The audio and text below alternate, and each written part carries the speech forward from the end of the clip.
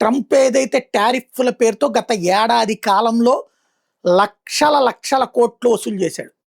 కనీసం ఒక 50 లక్షల కోట్ల నుంచి $1 ట్రిలియన్ దాకా వసూలు చేశాడు అన్నటువంటిది లెక్క. స్పష్టత లేదు దాంట్లో.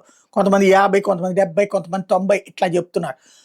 ఒక్కొక్కడి మీద ఒక్కొక్క టారిఫ్లు. ఒకళ్ళ మీద 50%, ఒకళ్ళ మీద 18%, ఒకళ్ళ దగ్గర 70, ఒకళ్ళ మీద 100, చైనా మీద అప్పుడు దాదాపు 250%.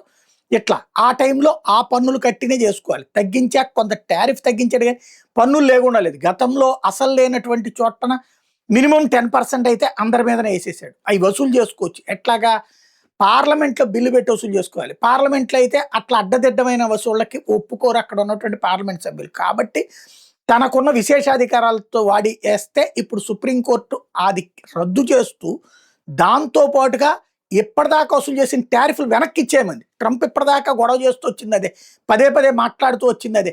అలా గనక రిటర్న్ ఇస్తే అమెరికా పూర్తిగా ఆర్థిక సంక్షోభంలో కూరుకుపోతుంది అన్నటువంటి. ఇప్పుడు వివిధ దేశాలకి డబ్బులు ఇచ్చేసేసి ప్లస్ అమెరికాను నడిపించాలంటే జీతాలకు కూడా కొట్టుకోవాల్సినటువంటి పరిస్థితి వస్తుంది.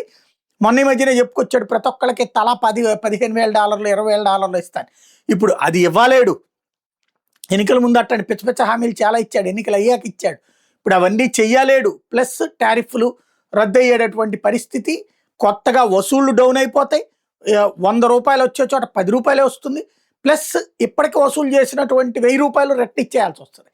దాంతో అమెరికా పెను ఆర్థిక సంక్షోభంలో కూరుకుపోబోతుంది. ఇప్పటికే $30 ట్రిలియన్ జీడిపి ఉన్నటువంటి అమెరికా $39 ట్రిలియన్ అప్పుల్లో ఉంది.